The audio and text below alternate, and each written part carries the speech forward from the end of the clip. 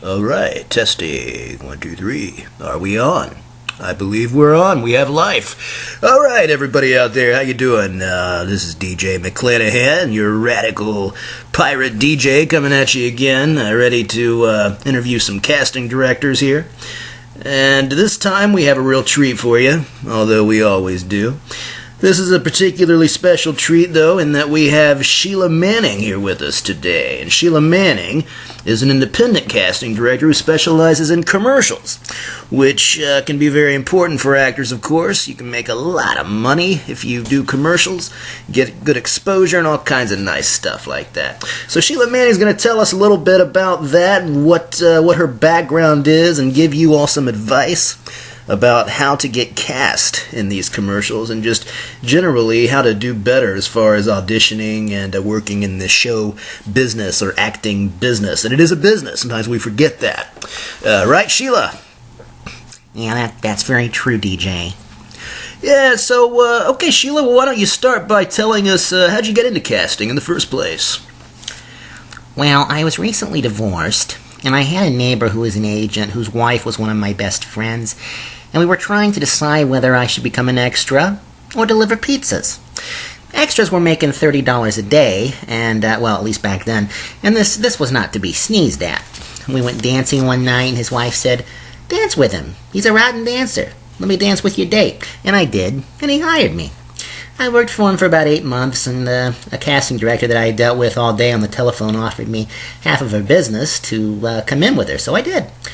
I stayed there for about 3 months, and we were both interested in the same director, not as a client, and I ended up with him, and she ended up with the business. All right, and how long have you had your own business here? It'd be 25 years. Well, what would you say are the most important qualities for a casting director to have? Well, most casting people are one-time performers. I wanted to act until I was about 19, and then I thought, why would anybody want to do this? I guess an objectivity is the most important thing, and an ability to step outside and give a really objective assessment of somebody. Yeah, I can see how that would work. I find that a lot of casting directors are former actors. That's very interesting to me. Myself, I'm a former actor. Oh, you are? Oh, yeah, that was what I started out doing. Before I got into radio, I actually got into radio first, studying broadcasting, and was into acting at the same time, but, well, you know, things didn't quite go the way I planned, so here I am on the radio where people hear me, but they can't see me, and maybe that's the best thing. Yeah. But anyway, yeah, I think a lot of people leave acting and they go into casting, and it gives them a way to get into the business, even though they're not acting anymore, but they're still in the biz, you might say, right? That's very true, DJ. Okay, well, let me ask you this. Is there any particular quality that you think the area of commercials calls for? Say more than would be the case in television or theater casting. Speed. Not necessarily accuracy, but definitely speed. Commercials are a great business for people like me who have a very low threshold of boredom. Where a feature will take 6 weeks if you're lucky, well, that's a short length of time to cast a feature these days. We have 3 days to cast a commercial. You prep one day, you cast the next day, you do callbacks the following day, and they shoot it the day after that. You have to do it right the first time. And how many actors do you see for the average commercial? Oh, it depends on the director. We'll see anywhere from 15 to 300 people for a part. But those 15 to 300 will be called from a stack of about 2,000 8x10s, and that's on almost every part. Whoa, that's a lot. Yeah, it's very, very competitive. Yeah, I know. I realized that. That's one reason why I don't do it anymore, even though I do have a love in my heart for it, But I like radio, too, but, acting was what I always wanted to do. Yeah, DJ, I can understand that. So do you think I have a good look? Well, yeah, kinda, DJ. You have kind of what we'd call a marketable look. Well, I guess there's still hope then. Okay, well, let's say when you're going through, you mentioned these 10,000 or 2,000 pictures. Sometimes it might be 10,000, I guess. But anyway, you get a lot of pictures. They're submitted to you for a particular commercial. And then at that point, how do you decide what people you want to bring in? Well, this is probably the single best tip I can give you, and all you actors out there that are listening. You look at the eyes. And if they're not living eyes, that actor doesn't have a shot in hell of coming in. So when you get your pictures back, cover everything else and look at those eyes. Look at your eyes. Because if they're not warm and alive, and it's easy not to be, then you won't have a shot at coming in on an interview. Yeah, so the headshots are they're your main piece of marketing, I guess you could say. Well, yeah, they're your business card. All right, well, do you ever see actors who aren't in SAG? A lot of actors are union, some aren't. So what about those that aren't? What about those that aren't in the Screen Actors Guild? What about them? Oh, I see them all the time, DJ. I'm actually casting a non-union film right now for actors who aren't in SAG. Well, assuming you see the maximum, say, 300 people for a spot, how many of those actors would you normally call back for a final audition? Well, again, it depends on the director. I have one director who's spectacular, who brings back 3. And I have another director who's even more spectacular, who brings back those people that he wants to use, and only brings them back for the ad agency's approval and the client's approval. I have other directors who don't know what they're doing, and they sometimes bring in 20 on callbacks, and 20 should be a casting session. It shouldn't be a callback session. When you have 20, that's a whole casting session there. That's not a callback session. All right. How many agents do you regularly call on a commercial? Well, we put it out on Breakdown Services. That's a company that was formed by a young man named Gary Marsh 20-some years ago. Gary's mother was an agent, and in those days, the agencies would go to the studios, and they actually read the scripts all by themselves and broke them down and figured out who their talent was, and then submitted them to the casting people at the studios. So Gary started doing this for his mother, and 2 other agents in Gary's mother's building said, "Gosh, that's great. If we can have copies of those breakdowns you're doing for your mom, we'll give you X amount of money." And Gary, being not too dumb for a 19-year-old kid, thought, hey, maybe other agents would do that, and started the whole thing. Now he uses electronics, and all the commercial agents have machines in their offices that are like teletypes. We call Breakdown Services to give them the breakdown in general terms, and they get it out to all the agents. And the agents submit pictures and or names to us, and we see who comes in. We've been using this service pretty exclusively for the last few years, for almost everything we do. And that has changed the number of agents that we can get pictures and names from, and has increased the amount of talent that we can see from other sources. But we do have what we call the top 10. Actually, there are 14 of them. And if we have a last-minute rush thing and I need actors who can read dialogue, then we call just these 14 and get the names from them. All right. Well, is a performer from one of those 14 agencies likely to go out on more calls than, than someone with a smaller or a new agency? Yes, yes, that is the case. Well, could you tell us, I guess we're now wanting to know, everybody out there thinking, okay, well, who are these major agencies? Well, this is not necessarily in order of preference, but we have Special Artists, Sutton, Barth, and Benari, Abrams Artists, TGI, Joseph Held Fund, and Ricks, Commercials Unlimited, Abrams Rubaloff, CPC, Cunningham, William Morris, Tannen, and Cassell Levy. All right, that's a good list. I'm sure my listening actors out there really appreciate that. So what about what criteria should an actor use in choosing an agent? If you were an actor choosing an agent, how would you go about that?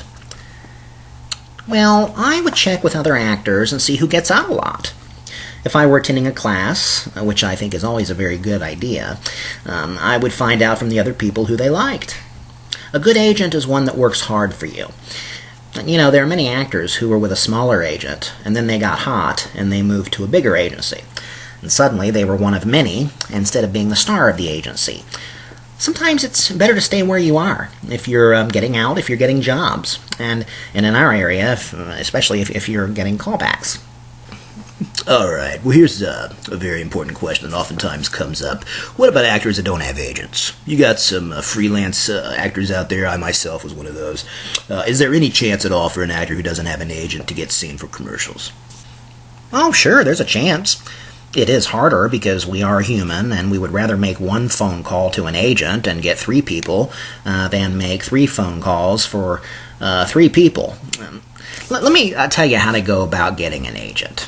You go to Screen Actors Guild, you give them $1, they give you a list that has every franchised agent.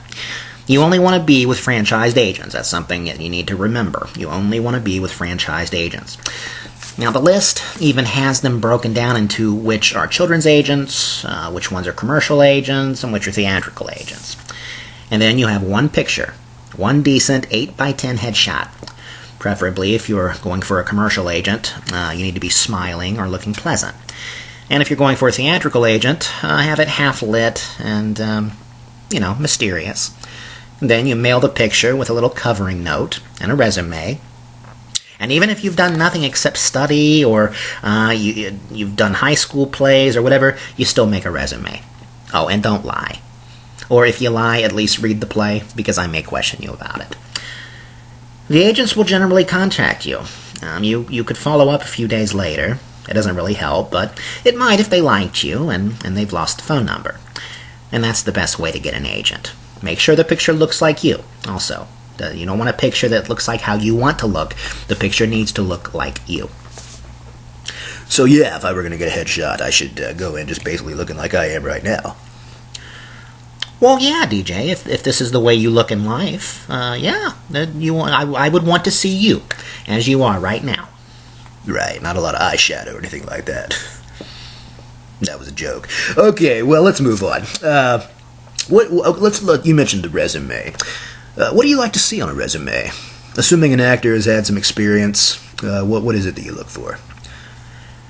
Yeah, there's a specific form to resumes that you can get. It starts out with your name, then your union affiliations and your agent's name, then your height, your weight, and your hair and eye color. Depending on your thrust, usually you start with films, and then TV, and then stage. You never list commercials, ever. Oh, really? Okay, well, why is that? Well, because if you list a Chevy, even if you did it some years ago, when you come up on Ford, they're going to dump you. They don't care when it was. You're aware that you can't do both a Chevy and a Ford, a McDonald's and a Burger King, a Levi's and a Lee Jeans. These are product conflicts. You can only do one of each particular thing. And they're very, very sensitive about that. So you just never list that. What you do is you put commercials upon request. All right, how about special skills? Like, one of my special skills is broadcasting. So, is that something I'd put on my resume, for example? Well, you want real skills.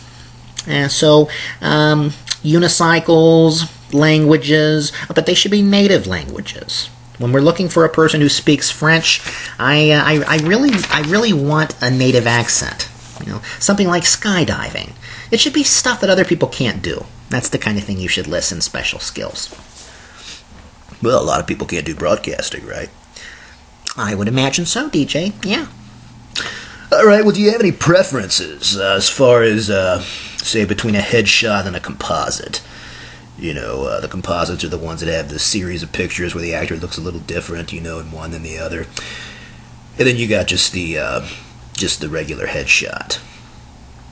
Right, and in composites you have one with a baby and one stirring a pot, unless you're a guy. And then they have one with a dog and one showing some sort of athletic piece of equipment. I actually despise composites with a passion. Composites are from the old days when no actor would do a commercial. Now, none of you remember this maybe, but in the early days of commercials, there was no dialogue because they couldn't get anybody to say words. So you cast really on a look. But those days are gone, and therefore the composite should be gone. We no longer have to see if you can smile, frown, hold a baby, and stir a pot. You need a good picture with a resume, that's all. And we want to know if you can act. You have to act in commercials. And if you start thinking of commercial acting as a separate technique, you're dead. Because acting is acting, and it may be instant characterization, which we require in commercials. We don't have the luxury of allowing you to build a character because we have you for 30 seconds on camera. So you have to have the character built and ready to present when that camera rolls. And that's harder. But we want to know that you can do that. So always, always put a resume on the back of your picture and have it already stapled. All right, what about dressing for the part? To what extent should a performer carry this? I've known actors who have car trunks full of wigs and costumes and sporting gear. I mean, I myself have all kinds of gadgets and items in the trunk of my car, just in case I get lucky and run into a casting director and get to do an audition on the spot. You know what I'm saying there, Sheila? DJ, I think if you have to prop and wardrobe, it really means you can't act. Oh, well, okay. Continue with that, please. It's interesting. Well, I think it's a dead giveaway that you're relying on externals instead of yourself, instead of the internals. You should dress to suggest a character. Certainly, if it's a doctor, you're not going to come in sweats. If it's a cleaning woman, you're not going to wear a suit with a frilly blouse. If it's a businesswoman, you're not going to wear jeans and a sweatshirt. But you're going to do something somewhere along the line that won't make them wonder, what is that person doing? Or worse, what part is he in for? Which is a little scary because they can fast forward. The worst thing that ever happened to actors is fast forward. And the best. It gets more people seen, but this is now how they watch the videotape. And they will sometimes stop for your slate. You know about slating, where you say your name at the beginning of a reading for commercials. And the slate is the most important thing you can do. If you're going to practice anything right now, I'm telling you, if you're going to practice anything right now for commercials, practice saying your name in a warm, friendly, believable, likable manner. You know how when you meet somebody, the second you meet them, you know if you're going to like them or hate them? That's how they react to your saying your name on camera. And it shouldn't be a, "Hi, I'm so-and-so." Although sometimes that works. But if there are three of you doing the same scene and all three of you go, "Hi, I'm Judith Searle," or "Hi, I'm Sheila Manning," or "Hi, I'm DJ McClanahan," it's like, oh, shut up. So if you just practice saying Sheila Manning, or whatever, it should be an affirmation of who you are, and it should be warm and genuine. "Hi, I'm Sheila Manning." That's a lot better if you do it like that. All right, let's talk about etiquette at the audition. Are there any particular things that actors do at auditions that mess them up, that make them less than likable, that, say, irritate the daylights out of you? Well, scatology and true sexual innuendo are out. Be careful of your political statements. You can always feel free with me, but generally it's not a good idea with casting directors because you don't know where they stand. The biggest gripe at the last casting association meeting was actors or models who don't show up or who are late. They drive casting people crazy. On rainy days when we're dealing with models, I wake up and I think, oh no, they're all going to wake up and say, "What chance do I have to get this anyway?" and go right back to sleep. Now, it's true, we have about 40% attrition rate on rainy mornings. And by afternoon, they're all calling. "Sheryl didn't make it this morning. Do you think she could come in this afternoon?" And we always say yes, because we're working. But it's annoying. Let's see, what else? Don't be late. Don't borrow the stapler. I've heard more casting people say that it pisses them off when you borrow their stapler. I'm fairly loose about running the office, but there are casting directors that are on the phone if you're a minute late. And I'll tell you, here's the worst thing you can do. The single worst thing you can do is crash an interview. We have a rule in my office that every actor that ever tries to crash an interview is told the rule immediately. You try to crash an interview, you will never be seen here. We keep your picture, we put it in the file, and you will never be seen here again. It's that simple. It has eliminated crashing to an enormous degree, I have to say. I'm paid to bring in the people that are right for the job. If you're really wrong, and you happen to get on the tape past my video operator, and you look really horrendous, I'm the one who's screwed. It doesn't matter to you guys. You don't even know about it. I'm the one that the client doesn't use on the next job. So this is not just ego involved, it's practicality. That's also my ego. If I thought you were right, I'd have brought you in, and frequently I'll say to people, I'll say exactly that. If I thought you were right, you would have been invited. So do not crash. It's the worst thing you can do. All right. Don't crash. Don't come uninvited. All right. Well, apart from these areas of etiquette, what mistakes do actors make in presenting themselves, besides the bad slate? What things do you constantly see actors do that you wish you could tell them not to do? Oh, I would say acting. Actors who act in commercials, or probably in anything, are dead. You have to look like it's real. You have to look like it's a moment we just lifted out of time. It's the hardest kind of acting.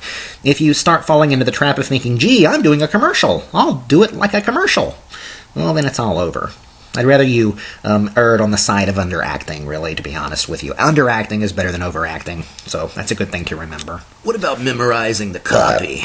As we all know, the Screen Actors Guild requires that you have cue cards with the copy written on them now for actors.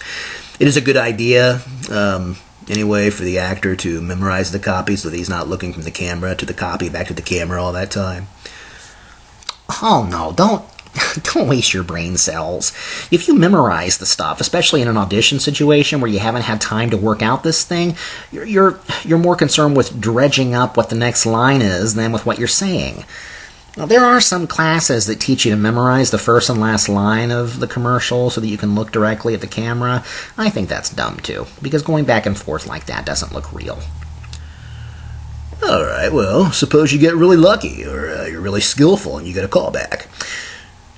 Would you say that an actor should dress the same way at the callback as he did at the first call? Well, this is one of those superstitions actors have that I'm touched by. It doesn't matter. Frequently, we've called you back for another part, so if you wear the same thing, you're probably not dressed right anyway. But your clothes should not be of paramount importance. We're very fond of saying, nice casual. There used to be a theory that you can't wear white. And, well, you still can't wear white if you happen to be black, because the cameras don't adjust well for wide variations. Also, don't wear vertical stripes, because they strobe, and they make us crazy. Small geometric patterns do the same thing. Solid colors are always safest. Pastels are really nice, especially for women of a certain age. There are no rules. The winter uniform for men seems to consist of chinos and a sweater with a shirt collar sticking out. And for women, if they're being awfully Connecticut, it's the same thing. Clean is always nice. All right, well, sometimes you hear talk about types. Let's talk for a minute about that. Is there such a thing as a general commercial type? Oh, not anymore. There used to be, but now with the advent of things like Levi's 501 jeans and all this other stuff, the most interesting people are the ones that are able to give us, who they really are. They're able to present that to the camera. They're able to present to the camera who they really are. Because whoever you are is what they're buying in commercials right now. There's a saleability for heavy people right now, for example. And I think that we fat people are about to be the next minority that television discovers. Now, I'm going to be 50 this year, and I like it when I get a breakdown like this. We've got a young male executive around 45 and an older woman who's 48 to 50. And this is common, and that's still how they look at it. And that's one of the major problems that we do have. Yeah, so we have that nasty thing, sexism and ageism and racism. And while we're talking about minority and non-sexist casting, is there anything a person in your position can or should do to have an effect in this area? To bring in, say, a black person for a spot that isn't described as being for a black? Or bring in a woman as a spokesperson when they ask for a man? Oh, DJ, we do it all the time. I got complimented on it the other day by a client who actually used the phrase colorblind casting, which I thought was sort of interesting, because I hadn't even considered that that's what it was. We not only do that, but we also make it a point to ask the client. Sometimes I just do it and make my point that way. And frequently there's no malice intended. It just never occurred to them that there are other people in the world. On the other hand, there are agencies that always give you a colorblind breakdown, which is really kind of nice. All right, what about seeing new people in general? Do you make an effort to see people you haven't seen before? Always. So when an agent suggests somebody you haven't seen, you're willing to take a chance on the basis of a picture sometimes? Yeah, sometimes I do. I have several directors that want new faces from me all the time. Fortunately, we're in a city that can provide a never-ending supply. The fun thing is when they want a new face at 70. And we say, okay, we can do that. And we can. There are new faces out there that have retired and want to do it now suddenly.